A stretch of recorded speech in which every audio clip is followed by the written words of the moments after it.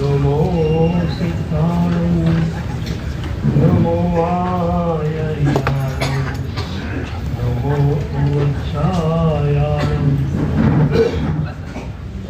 नमो लोये सवसाहं केतो पंचणमकारो सर्वपावपणासनो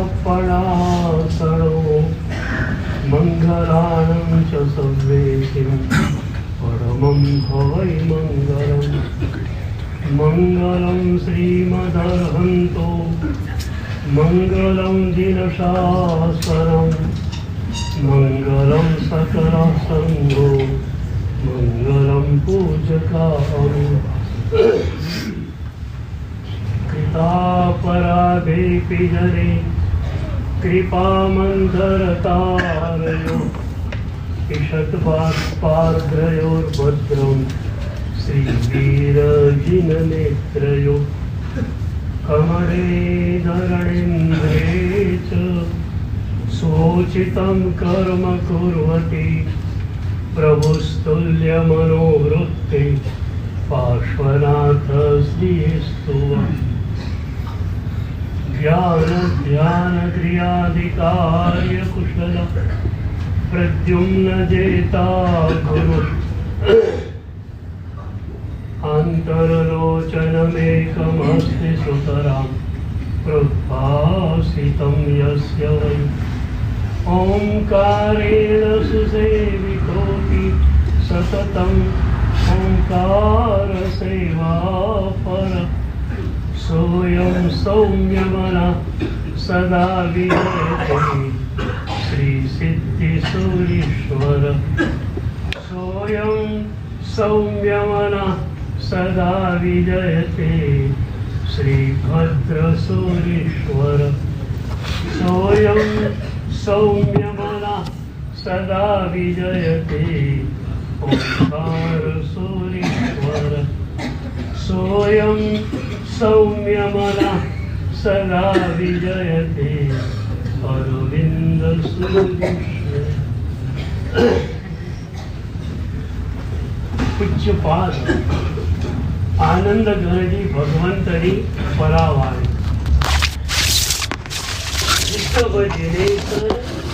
प्रीतम प्रभु मारा प्रियतम प्रभु જ્યારે પ્રિયતમ બને છે ત્યારે ભક્તની મનોદશા કેવી હોય છે તમારે તો એ જાણવું બહુ જરૂરી છે કારણ પ્રભુને પ્રિયતમ આપણે બનાવવા જ છે તો એ ભક્તોના મનની ભાવ દશા કેવી હતી જ્યારે પ્રભુ પ્રિયતમ થઈ ગયા જંબુ વિજય મહારાજ સાહેબ આપણા યુગના ભક્તિ યોગાચાર્ય સાહેબ એકવાર શંખેશ્વરમાં હતા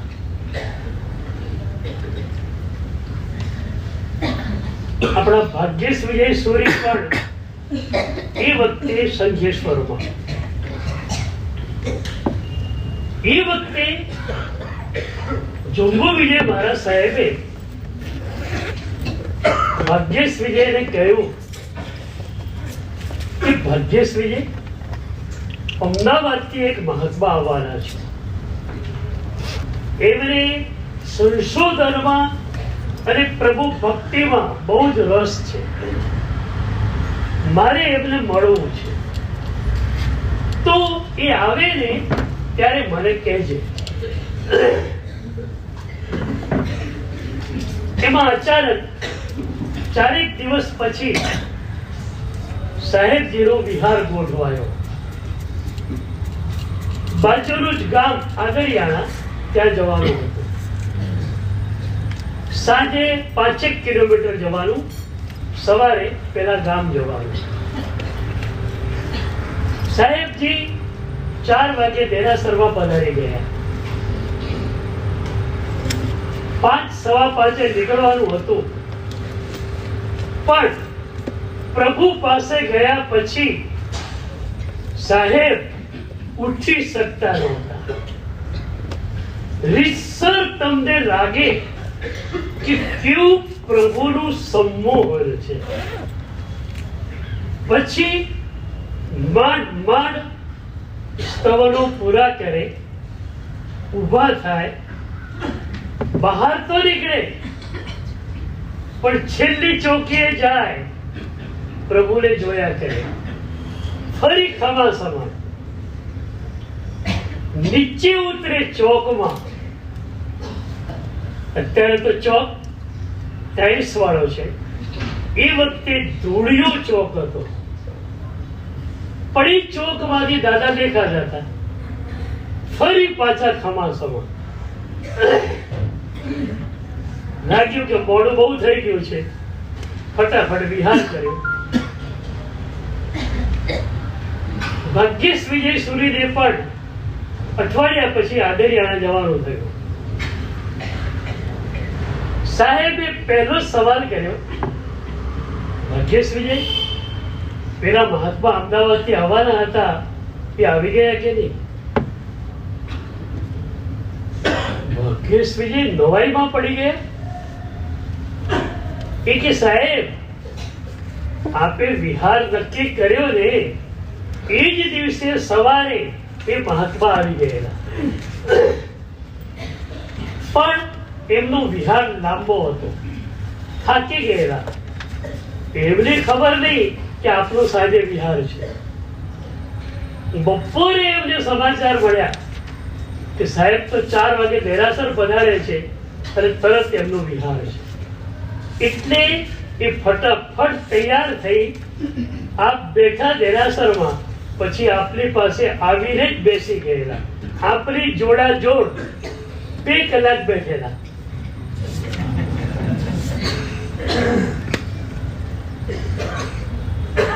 ત્યારે જંબુજી મહારાજ કે અચ્છા એવું હતું?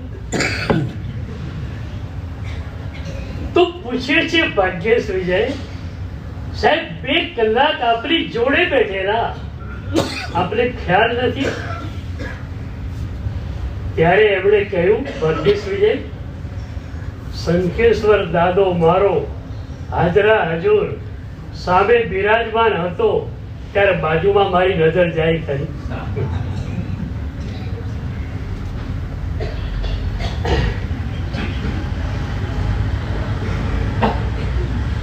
હું તો સામે વાળાને જોઉં કે બાજુ વાળાને જોઉં?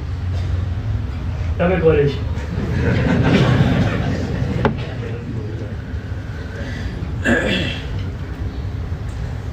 આ તો ભક્તિની ભાવદશા. સાધનાના સ્તર પર ભાવદશા વર્તમાન યોગની હતી. જે ક્ષણે જે બને એનો સ્વીકાર.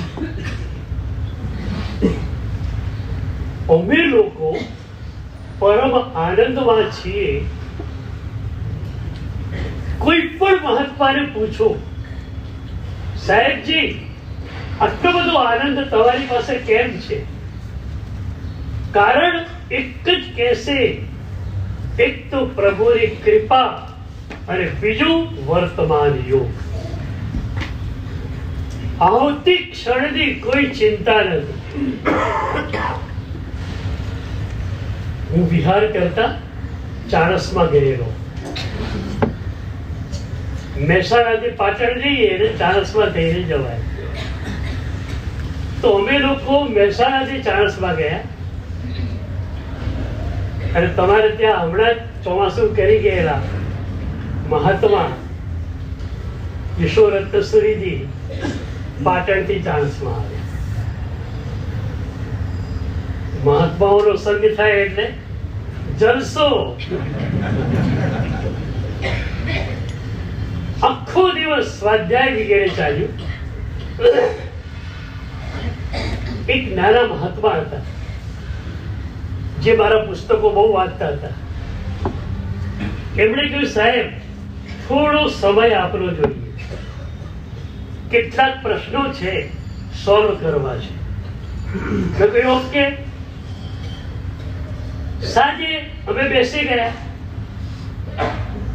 1 કલાકમાં એમના બધા પ્રશ્નો સોલ્વ થઈ ગયા. પછી મેં પૂછ્યું, મેં કહ્યું આવતીકાલે તમારો વિહાર છે કે અહીંયા રોકાવાના છે? એ વખતે મહાત્મા કહે છે કે સાહેબજી મને ખ્યાલ નથી, આવતીકાલે સવારે અહીંથી વિહાર છે કે નહીં મને ખ્યાલ નથી. ગુરુદેવ જો 4 વાગે જગાડશે તો હું માનીશ કે વિહાર હશે, 5 વાગે જગાડશે તો હું માનીશ કે વિહાર નથી.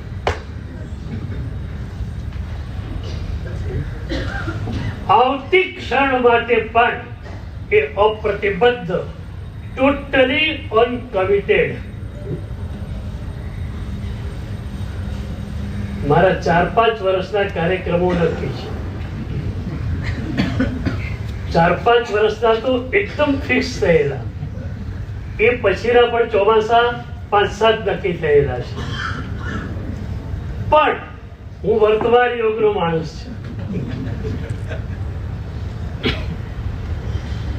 અને એટલે જ જ્યારે ચાતુર્માસની જય બોલાય ને ત્યારે અમે કહીએ છીએ જેવી ક્ષેત્ર સ્પર્શના, જેવું જ્ઞાની એ જ્ઞાનમાં જોયું હશે એમ બનશે. ગોરેગામમાં એ જ થયું.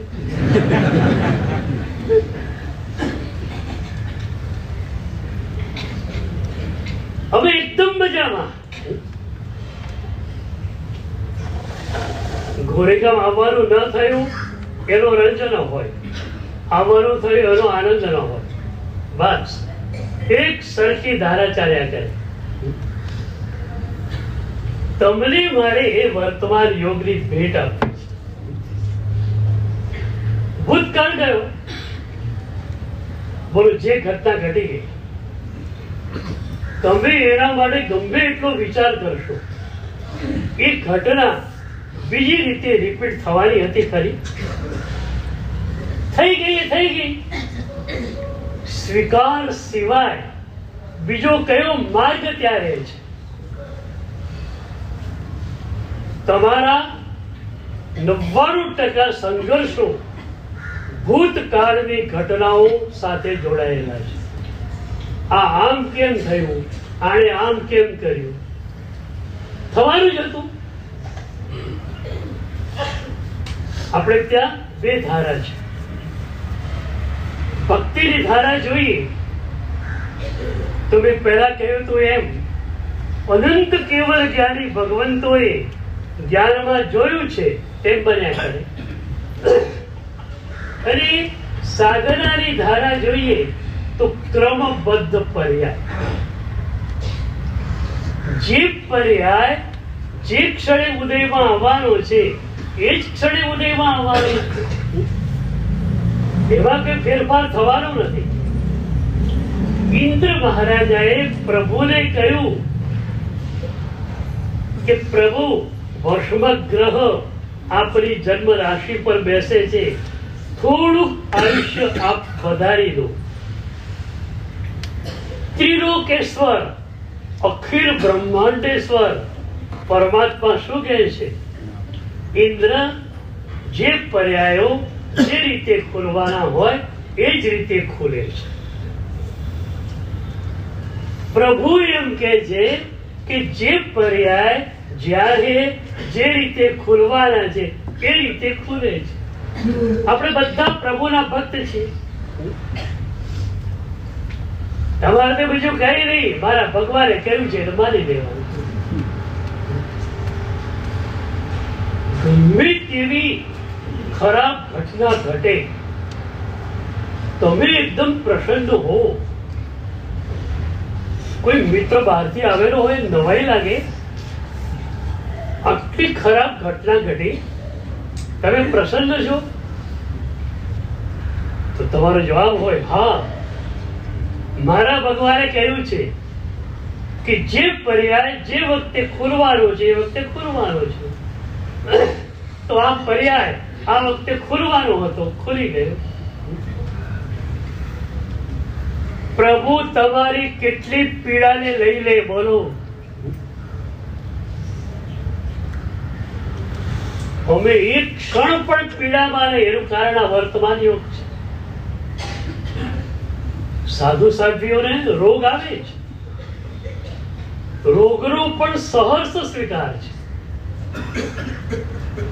4 ડિગ્રી તાવમાં મારા સાહેબનું શરીર શેકાયું, અને તમે પૂછો સાહેબજી સાતામાં એ જ પ્રેમથી એ જ પ્રસન્નતાથી કહેશે દેવ ગુરુ પસાર. તમારી કોઈ સાતા મુજબ શું બોલવા? તમારી સાતા કોઈ પૂછે તો જવાબમાં શું કહો? લક્ષ્મીજી પસાય, દેવગુરુ પસાય તમે કહો.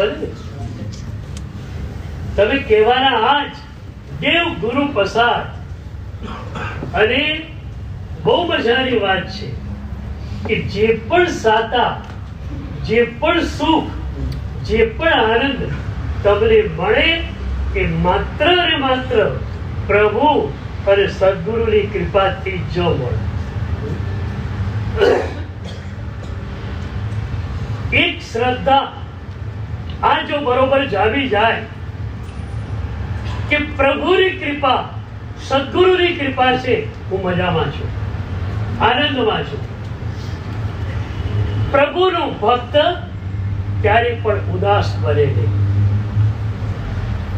સ્તવનામાં કહ્યું, ગઈ દીનતા સબ હી હમારી, પ્રભુ તુજ સબ કિત દાન.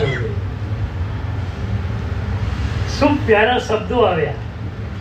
ગઈ દીનતા સબ હી હમારી, પ્રભુ તુજ સબ કિત દાન. જે ક્ષણે પ્રભુ તારું સમ્યક તો મળ્યું, એક ક્ષણે દીનતા ગઈ, પીડા ગઈ. કેમ? સમ્યક દર્શન મળ્યું એટલે પ્રભુ પર શ્રદ્ધા આવી, પ્રભુના વચનો પર શ્રદ્ધા આવી. મારા પ્રભુ કહે છે કે જે ક્ષણે જે ઘટવાનું છે એ ઘટવાનું જ છે, તો પછી મારે એવું સ્વીકાર કરી લેવાનો. એક પ્રભુના વચન પરની શ્રદ્ધા તમને પણ એવર ફ્રેશ, એવર ગ્રીન બનાવી દે. ધંધામાં મંદી આવી તો પણ સ્વીકાર. આપણે ત્યાં છે ને મહાપુરુષો હતા, ગીતાર્થ હોય તો ગુરુની આજ્ઞાથી એકલા પણ રહેતા હોય, અને એ મહાપુરુષો માસક શ્રવણ પર માસક શ્રવણ કરતા હોય. 31મા દિવસે મધ્યાહ્ને ગોચરીએ નીકળે, અને એમાં પણ કોમ્પ્રોમાઇઝેશન નહીં, નિર્દોષ ભિક્ષા મળે તો જ લેવાની. એ ઓરવા માટે જાય. ગોચરી નિર્દોષ મળી જાય તો કહેતા કે ચાલો સાધનાની વૃદ્ધિ, આહાર દ્વારા શરીરને પોષણ મળશે અને શરીરની પુષ્ટિ દ્વારા મારી સાધના આગળ વધશે. અને જો આહાર ન મળે તો કહેતા તપો વૃદ્ધિ. આ 2 સૂત્ર યાદ રહી ગયા, બરોબર? ઓફિસે ગયા, કમાણી થઈ તો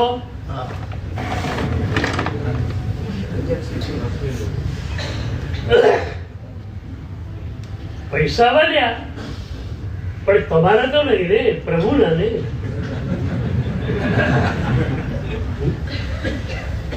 પૈસા વધ્યા ખરા, પણ કોના? પ્રભુના ને. એટલે પૈસા વધ્યા તો સુકૃત વધ્યું,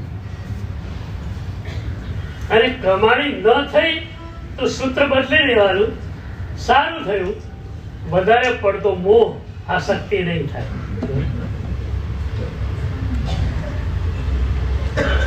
તમે ઓફિસે જાઓ ને, સૌથી પહેલું કામ શું કરવું? 12 વ્રતની પૂજામાં વીર વિજય મહારાજે લખ્યું, વીરતીને પ્રણામ કરીને ઇન્દ્ર સભામાં બેસે. ઇન્દ્ર પોતાની સભામાં જાય, ઇન્દ્રાસન પર એને બેસવું છે. એ પહેલા એ શું કરે છે? ભારત ક્ષેત્રમાં રહેલા બધા મુનિવરોને, વીરતીધરોને વંદન કરે છે હાથ જોડીને, અને પછી ઇન્દ્રાસન પર બેસે. તમે તમારી ખુરશી ઉપર બેસતા પહેલા કોને યાદ કરો છો? કેટલી મજાની આ વાત થઈ ગઈ. મુનિવરોના ત્યાગને યાદ કરીને, એ ત્યાગને પ્રણામ કરીને તમે ઓફિસની ચેર પર બેસો, શું થાય પછી? બહુ કમાવાની ઈચ્છા થાય પણ ને.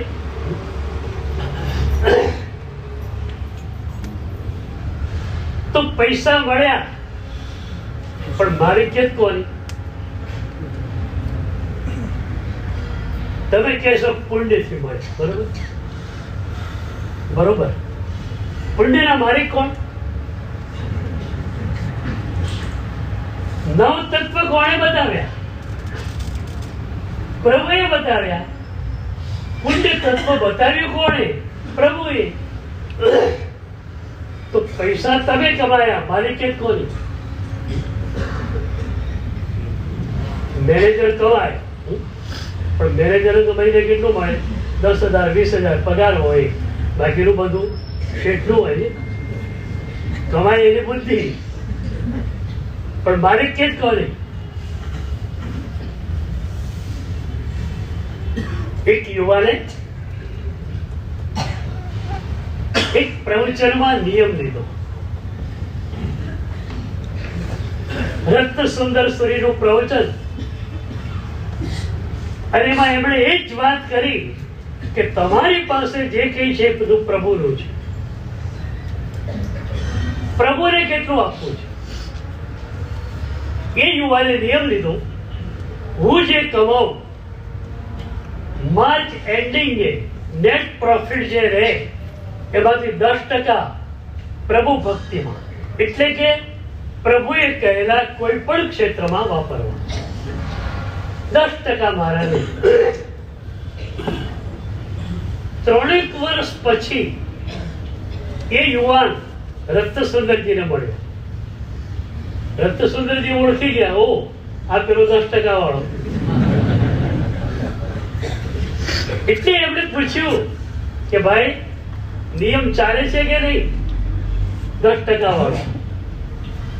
ત્યારે એ યુવાન કે છે, સાહેબ નિયમ ચાલે પણ છે, નથી પણ ચાલતો.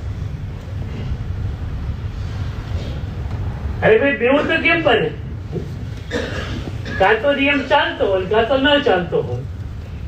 તું કહે છે નિયમ ચાલે પણ છે, નથી પણ ચાલતો, બેસી રીતે બને? ત્યારે એને કહ્યું, સાહેબ તમારી પાસે મેં નિયમ લીધો ત્યારે હું એવું સમજતો હતો, હું કમાઈશ અને જે નેટ પ્રોફિટ રહેશે એ પ્રભુને આપીશ 10%. 3 વર્ષ થઈ ગયા. મારી ફિલિંગ અત્યારે એ છે કે હું એક પૈસો પણ કમાતો નથી. પ્રભુ એટલા ઉદાર છે કે 90% મને આપે છે.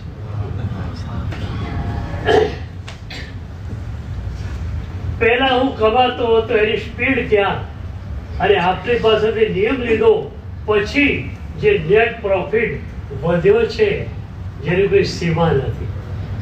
એટલે અત્યારે હું માનું છું કે હું કમાતો નથી, પ્રભુ મને 90% આપી રહ્યા છે. પ્રભુને 10% આપું છે એવું ભાવ નથી, એટલે કહું છું કે નિયમ ચાલુ નથી.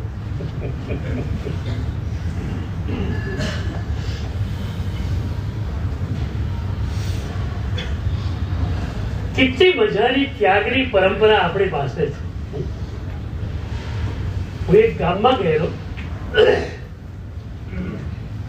વિહારનું ધામ હતું. 8 મહિના વિહાર ચાલતો હોય. એ ભાઈ મારા પરિચિત હતા.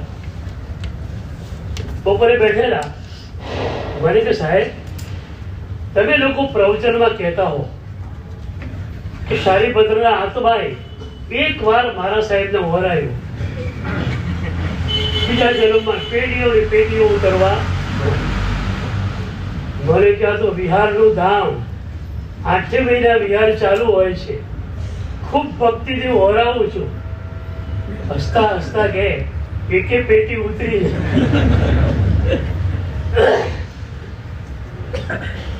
એ વખતે મેં એને કહ્યું કે બોલ, તારે શારીપત્ર બનવું છે, તારે બનાવી દો. હોશિયાર માણસ હતો. મને કે શારીપત્ર બનવું છે, પણ દીક્ષા લીધા પહેલાના સાથે ત્યારે મારી ઓળખો બતાવી દો. મેં ઓકે, તૈયાર. દીક્ષા પહેરાનો શારીપત્ર તને બનાવી દઉં. બોલો, તમારે બનવું છે? બનવું. મેં એને કહ્યું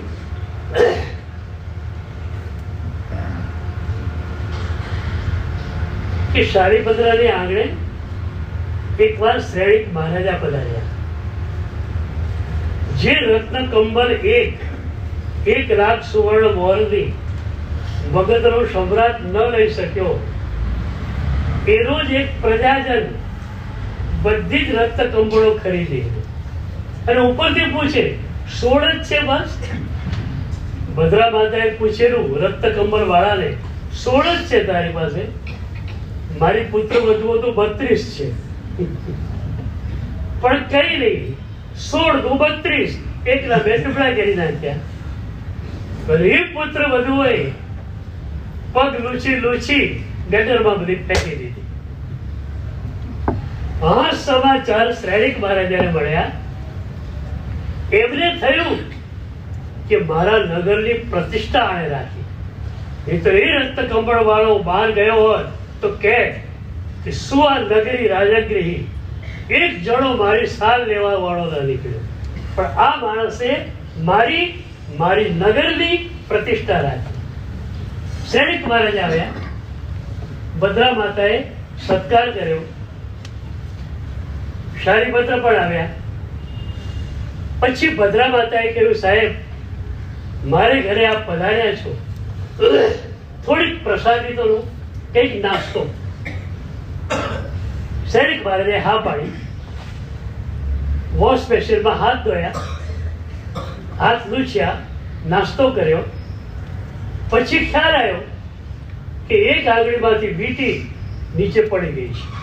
હમણાં તો હતી તો વોશ બેસિનમાં જ પડી ગઈ હશે. તો શ્રેણિક મહારાજાએ ભદ્રા માતાને કહ્યું કે વોશ બેસિનમાં મારી વીંટી પડી ગઈ છે. તરત દાસીને દોડાવી.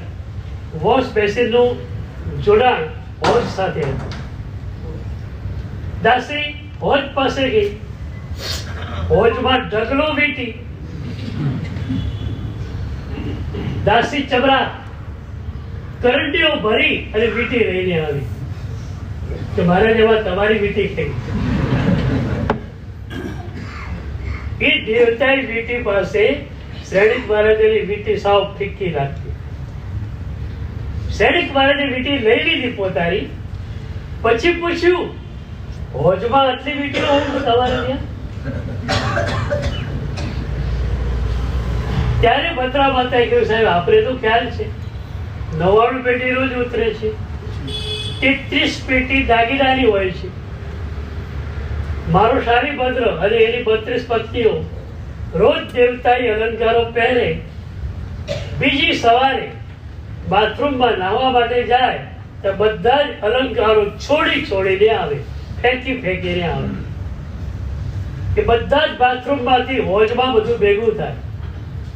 હવે તો અમારી મેત્રાણી પણ લેતા લેતા થાકી ગઈ, એટલે રોજ લેવા આવતી નથી. એને પણ ખ્યાલ આવી ગયો કે અહીંયા કોઈ હવે લેવાનું નથી. અઠવાડિયે આવે અને બધું ઉસેટીને લઈ જાય. એટલે આ બધું ભેગું થતું હોય છે.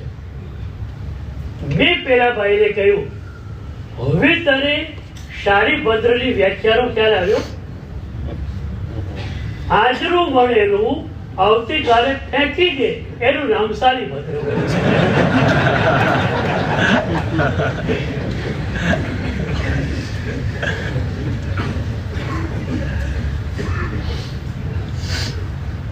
બરોબર બરોબર ને?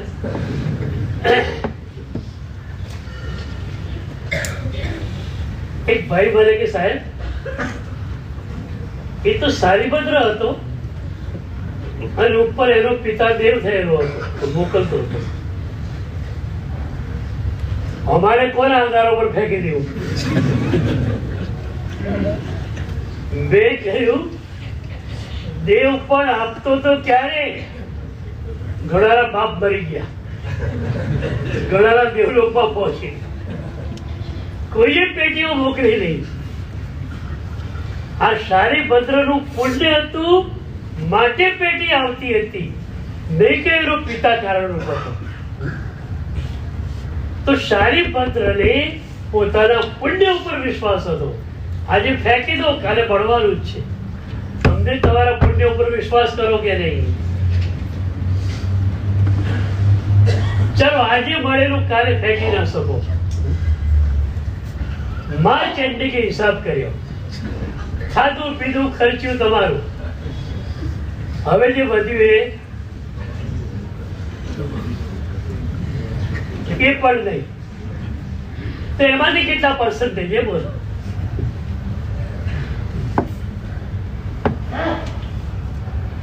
પેલો યુવાન, એના શબ્દો યાદ રાખજો, પ્રભુ મને 90% આપે છે,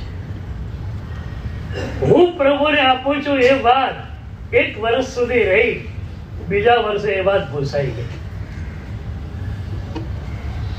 તો બધાની પાછળ એક વર્તમાન યુગ તો રહેલો જ છે.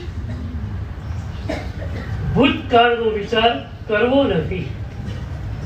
ભવિષ્યકાળમાં પણ મારું પુણ્ય મારી જોડે છે.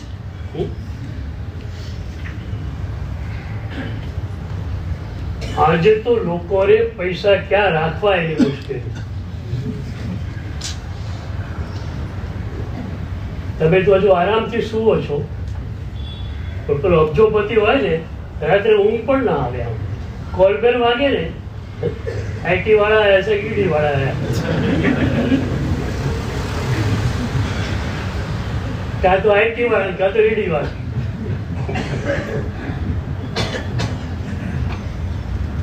ક્યાં છુપાવું?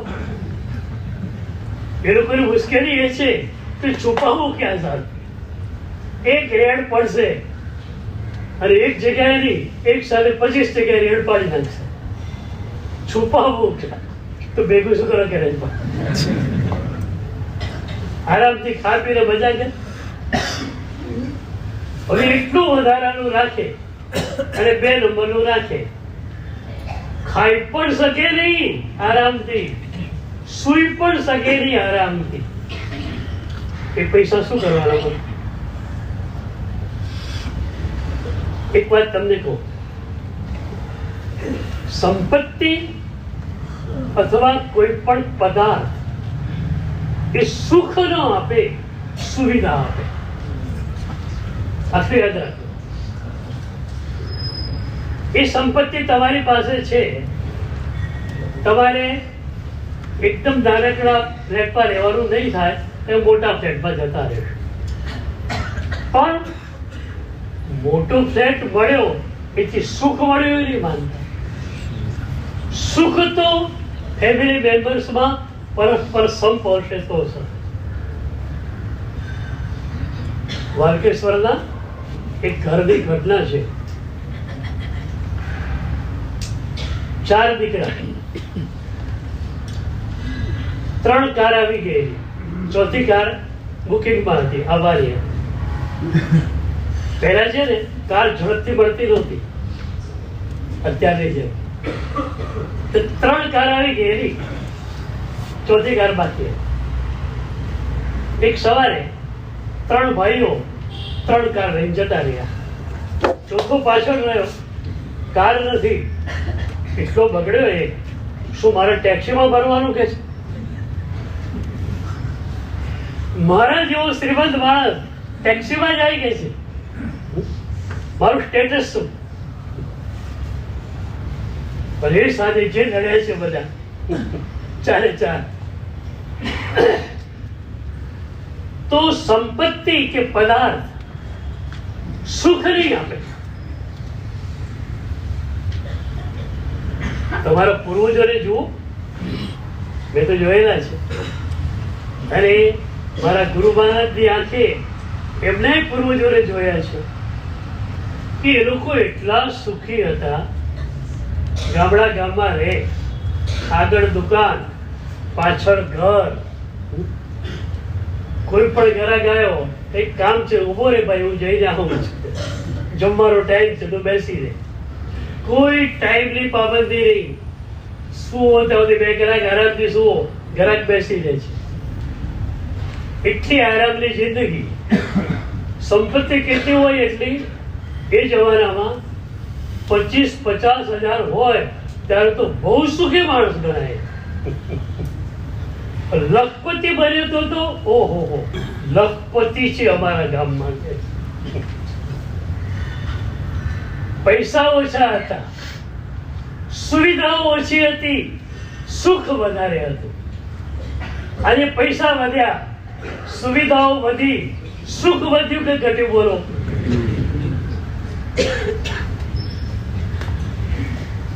તમારે શું જોઈએ? કોઈ પણ માણસની ઈચ્છા એ જ હોય, સુખી બનવું છે. આપણે ત્યાં એક સરસ મજાની કથા આવે છે. એક ગામડામાં એક માણસ હતો, ઝૂંપડામાં રહેતો. ખાવા માટે ભીખ માગીને ખાઈ લે. કંટાળી ગયો કે આવું જીવન હોય. એમાં એને સમાચાર મળ્યા કે એક દેવ જંગલમાં છે અને પ્રત્યક્ષ છે. એમની આરાધના કરીએ, દેવ પ્રસન્ન થાય, વરદાન આપે, અને આપણે વરદાન માગી લઈએ, જિંદગીનું સુખ મળી જાય. એ જંગલમાં ગયો, 3 દિવસ ભૂખ્યો રહ્યો. દેવ પ્રસન્ન થયા. માગ તારે શું જોઈએ? એ વખતે પેલો વિચારવો પડી ગયો કે શું માગવું. પેલા તો પૈસા માગી લો, પૈસા માગી લો. તબિયત બરોબર ન રહે તો શું કરવાનું? પૈસા અને તબિયત 2 સારી માગી લો, પણ ઉંમર બરોબર ન હોય તો એ પણ માગી લઉં. ગામમાં પ્રતિષ્ઠા ન હોય તો પૈસાને શું બચકા ભરવાના? એટલે એને થોડો વિચાર કરવો પડશે. દેવને એને કહ્યું 15 દિવસની મુદત મને આપો. પછી એને એક કામ કર્યું.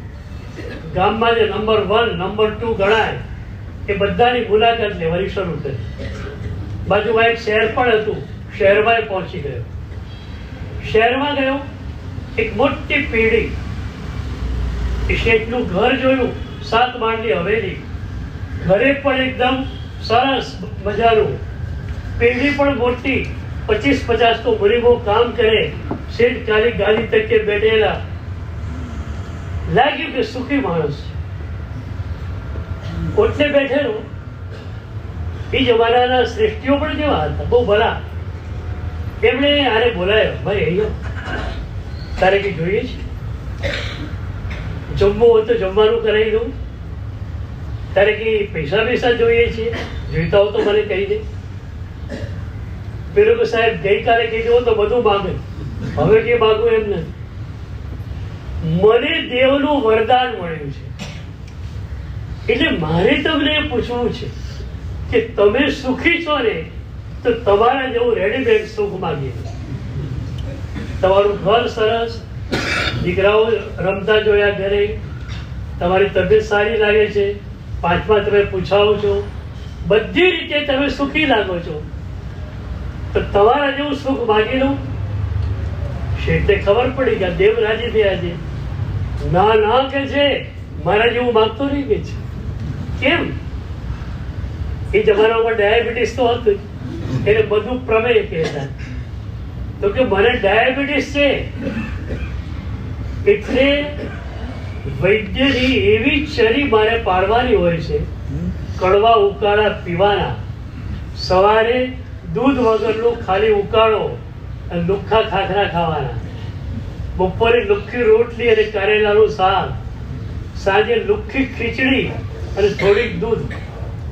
આ સિવાય કંઈ ખાવા ન મળે. મારી શ્રાવિકા મારી જોડે જ બેસે. હવે મારે ત્યાં રોજ 25-50 મહેમાન હોય. સવાર બપોરે સાંજ 5-5, 10-10 મીઠાઈઓ, એટલી નમકીન, આ બધું ફરતું હોય. હું જોયું અને એક પણ મીઠાઈ મારાથી ખવાય નહીં.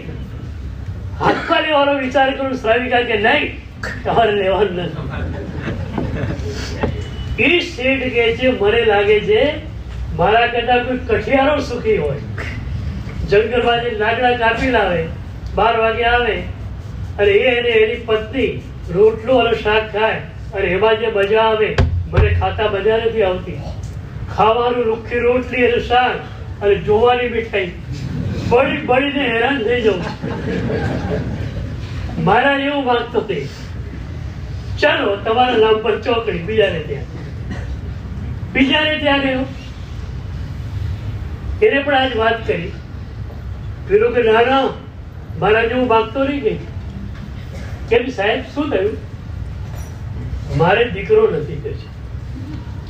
દીકરો નથી ત્યાં સુધી પણ સમજે, પણ સગાવાળા જે છે ને એ બધા મારી સંપત્તિ ઉપર એવી નજરે જોઈ રહ્યા છે કે ક્યારે આ મરે ત્યારે આપણે ભાગ પાડીએ. એટલે 1-2 વાર તો મને મારવા માટે પણ પ્રયોગ થઈ ગયા. રસોઈયાને ફોડીને ઝેર આપવાનું પણ થઈ ગયું. મારા પુણ્ય બચી ગયો. હવે તો કૂતરો લાગુ છું. કૂતરો બધું સૂંઘી લે, કૂતરો ખાઈ લે, પછી મારે ખાવાનું છે.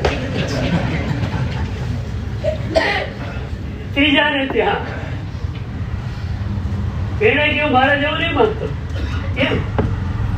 મારે એક દીકરો છે, સારો એવો હાડી લઈને ગયો છે, જુગારમાં જાય.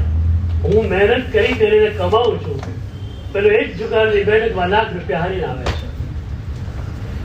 સારાને ગમે એટલું કહો, ઠીક છે મારા લાખ રૂપિયા કઈ એની ચિંતા નથી, પણ આવું પ્રતિષ્ઠિત માણસ 5-5 પૂછાવું એવો, અને મારો છોકરાઓ ઓટી વાર નીકળે, મારી તો આબરૂના કુચ્ચા કરી નાખ્યા.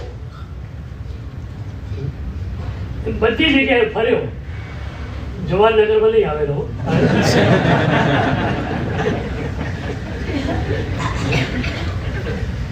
તો આવ્યો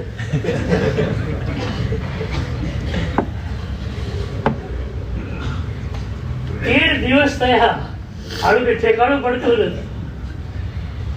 અને 15 દિવસની અવધિ છે. આ શહેરમાં લગભગ બધા જોવાઈ ગયા. બાજુમાં શહેર હતું, ચલો ત્યાં જઈએ. 14મા દિવસે ત્યાં જવા નીકળે છે. અને એ વખતે રસ્તામાં જંગલમાં એક મુનિરાજ બેઠેલા જોયા.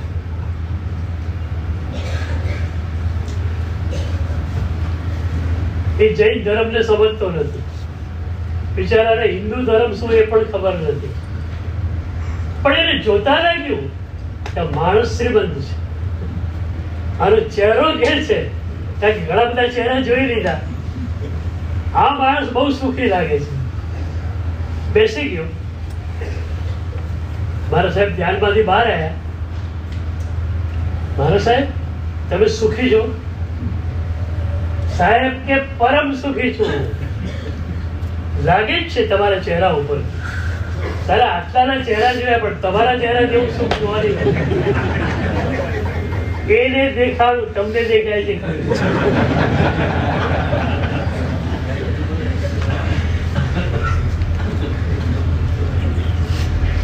હવે એના બનવા ટાઈ તો પેલી જ પડેલી છે. સુખી તો કોણ હોય? પૈસા વાળો. એ તો મારે સાહેબ તમે જરા મને કહો ને, તમારા બંગલાઓ ક્યાં, તમારી પેઢીઓ ક્યાં ચાલે એ જરા હું જોઈ લઉં.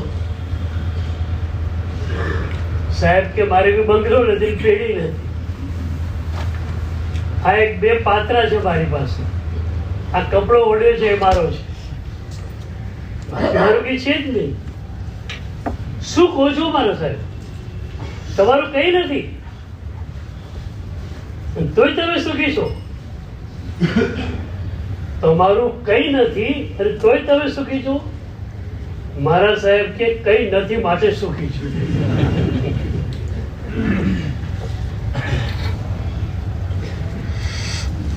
અને એને ઘેર બેસી ગઈ. સારું, જેની પાસે હતું દુઃખી હતા, તો જેની પાસે ન હોય એ સુખી હોય. સમીકરણ બરોબર બેસાડી ને.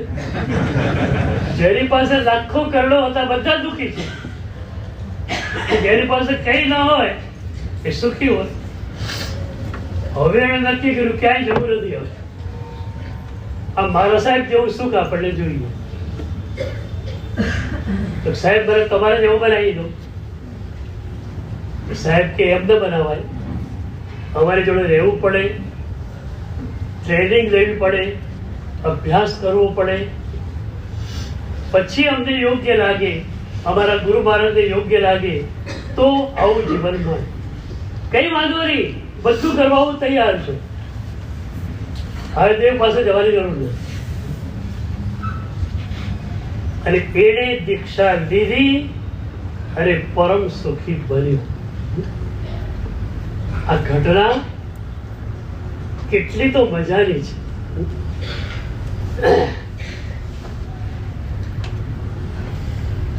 એની પહેલી વાર મારા સાહેબ જોયા અને લાગી ગયું કે છે ખરેખર સુખી માણસ. પહેલા ત્યારે શું લાગેલું કે સુખી માણસોના તરંગો ઘણા હોય છે.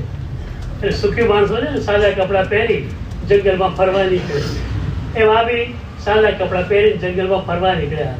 બાકી તો બંગલો ને પેઢી ને બધું ઘણું હશે, પણ ખબર પડી કે કઈ નથી છતાં સુખી છે. ત્યારે એને સમીકરણ બેસી ગયું કે જેની પાસે છે એ દુઃખી છે, તો જેની પાસે નથી એ સુખી. તમને બેસી ગયું સમીકરણ? બેસી ગયું ભાઈ? ભલે ત્યાં છો, અનિવાર્ય અનિષ્ટ રૂપે તમારે સંપત્તિ જોઈશું, પણ તમે નક્કી કરી શકશો કેટલી જોઈએ છે. એક ફ્યુચર પ્લાનિંગ તમારી પાસે હશે. સુરતમાં મને એક ભાઈ મળેલા, વાવ પથકના અગ્રણી હતા. એમણે મને બહુ સરસ વાત કરી. ઉંમર તો ખાલી 50ની જ હતી. મને કે સાહેબ, ઇનફ ઇઝ ઇનફ. પોશ એરિયામાં સારા ફ્લેટો છે, દીકરાઓ પણ સારું કમાય છે. હવે હું ભેગું કર્યા જ કરું તો રોંધાવાનું જ નથી. પણ આપ બધાના વચનો સાંભળ્યા છે, સંતોષ છે. 2 વર્ષમાં બધું જ જે વાઇન્ડઅપ હું કરી રહ્યો છું, બધું જ દીકરાને સોંપી રહ્યો છું. પછી માત્ર પ્રભુ શાસનની સેવા.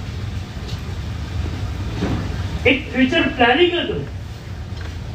દીકરાઓ તૈયાર થાય છે, દીકરાઓને સોંપી દઉં, હું પ્રભુ શાસન માને. દીક્ષા લેવાય તો નંબર 1, દીક્ષા નથી લઈ શકાતી તો પણ શાસનને તમારી સેવાની કેટલી જરૂર છે. કેટલાક તીર્થોની અંદર કેટલાક ગેરવહીવટો ચાલે છે, કારણ કે માણસોને આધારે ચલાવવાનું હોય. આવા પ્રતિષ્ઠિત માણસો સેવા માટે મળી જાય તો એમને જીર શાસનની સેવાનો લાભ મળે અને શાસનની અંદર સુવ્યવસ્થા સચવા. એટલે એક ફ્યુચર પ્લાનિંગ કરવાનું, બરોબર?